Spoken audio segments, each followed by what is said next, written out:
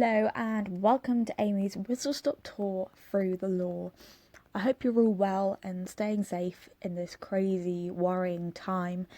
I'm making this video from locked down England because I have nothing else to do other than stay in my room, and to be honest, I quite like contract law. So this is going to be an introduction to contract law.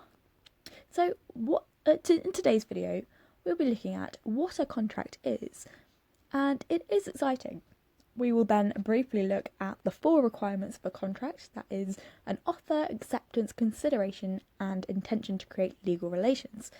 So what is a contract? Perhaps you're imagining a big business paying millions to merge with another business.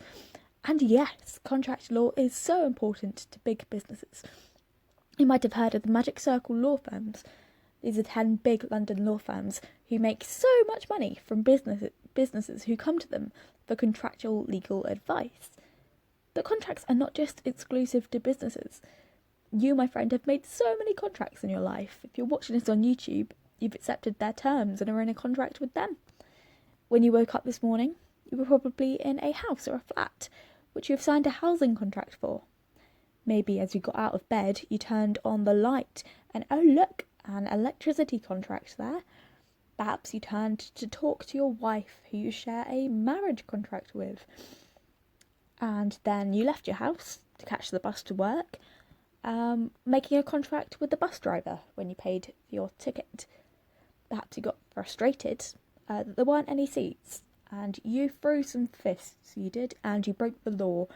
And some would say the law is justified as part of a social contract which we agreed to by living in a society. And finally, exhausted, running from the law and contractually burdened, you arrive at work where you have an employment contract with McDonald's. As you can see, contract law is all around you. But why do people make contracts? A contract, stripped to its core, is a promise in exchange for a promise, enforceable by law, and it is the fact that your promise is recognised by the courts that makes a contract so appealing.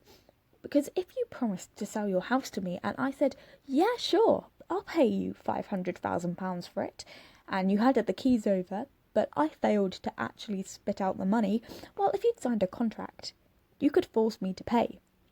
So contracts mitigate the risk that is intrinsic to all dealings with other people. It prevents people from taking advantage of you and your promise. And it allows you the autonomy to make exchanges with the certainty that the things you bargained for can be obtained.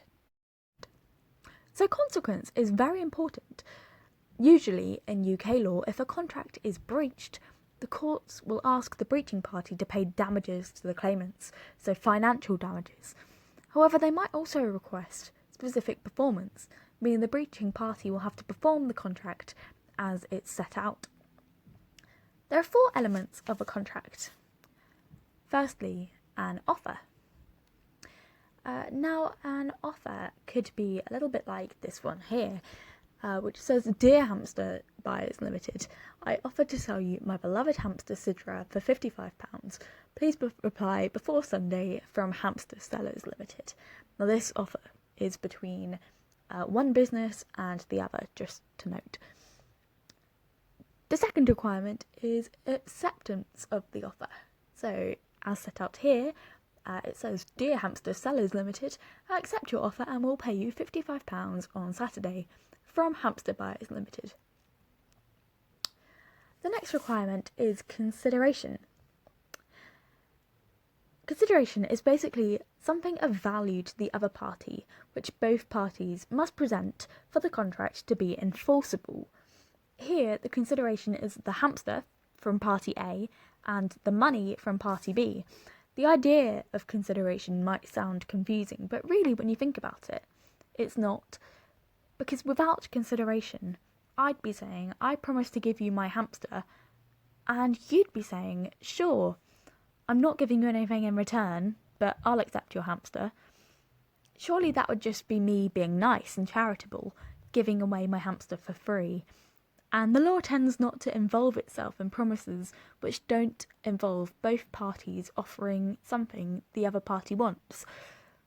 Finally, the parties must have the intention to create legal relations. So do the parties want this agreement to be legally enforceable? In social and domestic agreements, the law assumes there isn't intention to be legally bound unless shown otherwise. But in commercial agreements, it is assumed that parties do have intention to be legally bound unless shown otherwise. So here, between two businesses, the law would assume that they do have legal relations. Ta-da! You have yourself a contract. So today, we've covered what a contract is and why they're important, and we've also covered the 4 essential tenets of a contract.